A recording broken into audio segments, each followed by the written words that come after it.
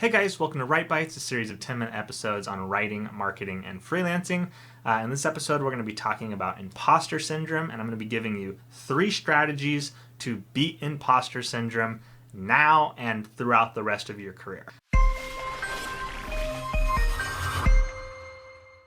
Understand, this is not an issue that is specific to beginners.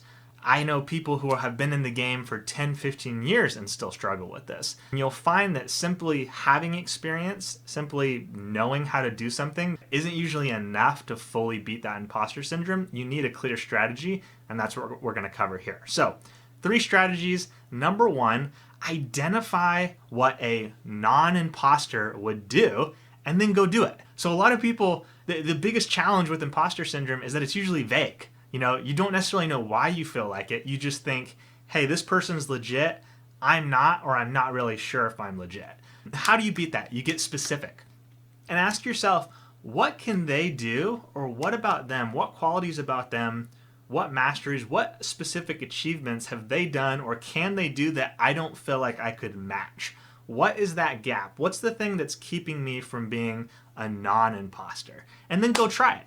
So for example, if you're like, hey, legit people get published on Forbes or, on HubSpot or whatever the big blog is in your niche or the big publication, whatever the thing is that you think, hey, that's where the legit people get published, go try to get published.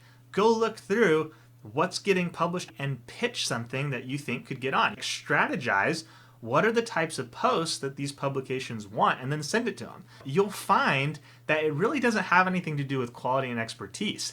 A lot of these things that you think are like a dividing line, it has more to do with understanding their own system, their own ecosystem, the specific way things work in a given niche or a given platform or a given circle.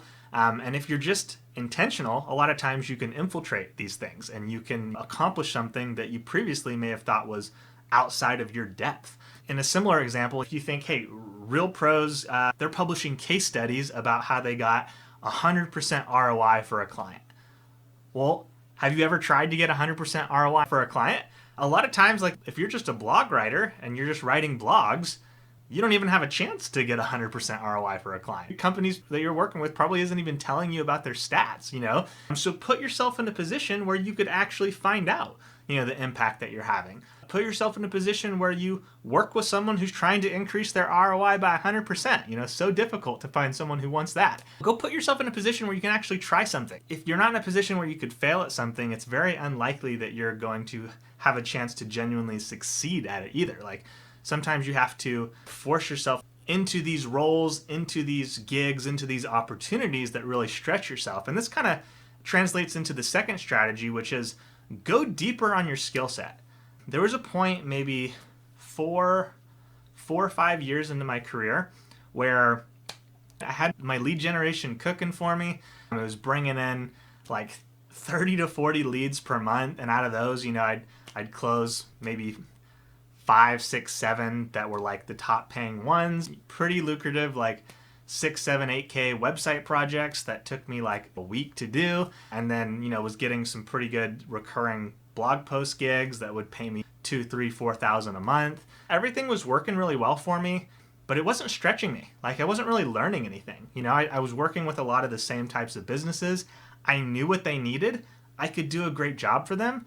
And so I just did it. And I did it month in and month out, and it was great. I was making great money, but my skill set wasn't really ever expanding. I wasn't learning new things. Most of these companies didn't get enough traffic to really be able to split test the performance of the copy. So it was really just like, hey, I can write this great copy that you like and you sign off on and are happy to pay me for. But how do I even know if it's actually performing well? I didn't.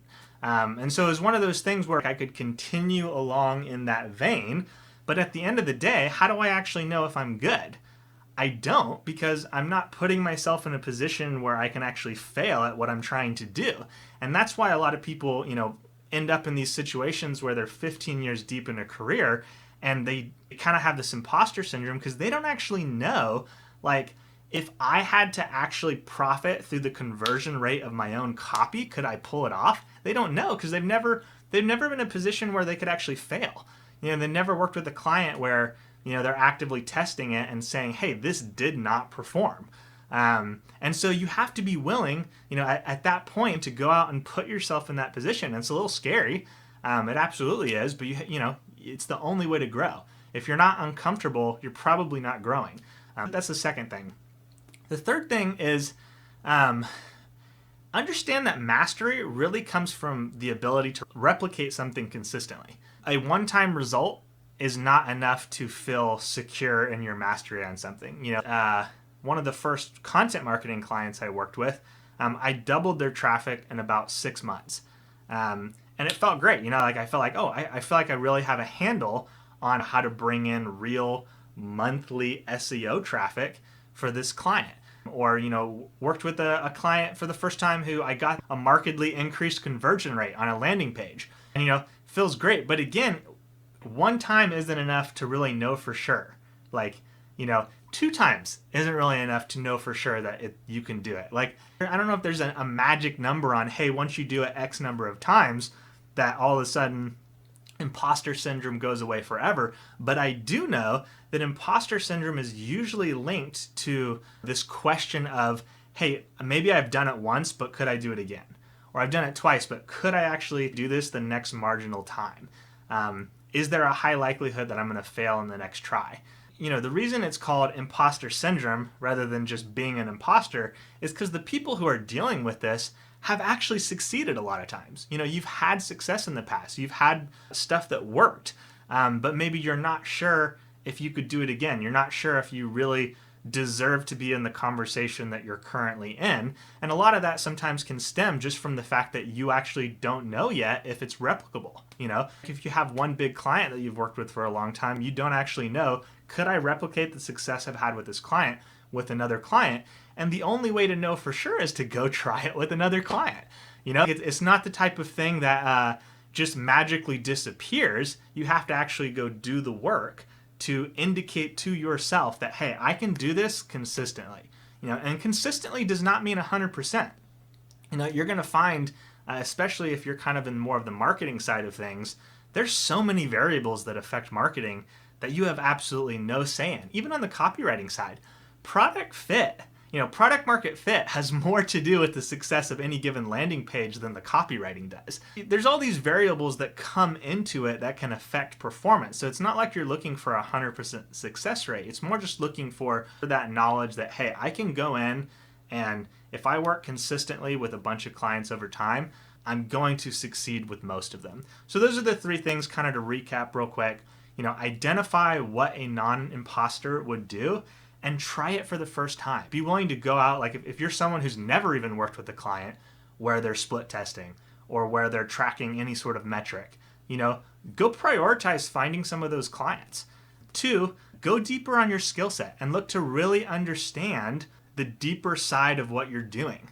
Look to go deeper than just what makes the client happy and really understand what moves the key metrics. 3, understand that it's about replication and that mastery is about kind of that ability to know that, hey, if I get thrown into any given project in any given niche, I have a system and I have a set of skills that I can use to consistently get results more often than not, to get results in most situations, provided the variables aren't just stacked to a point where nobody could do it. And that's how you grow from always being sort of pestered with imposter syndrome to feeling really confident in your skills and feeling like you really have a mastered skill set to offer in the marketplace. So I hope that was helpful, and I will catch you guys in the next episode.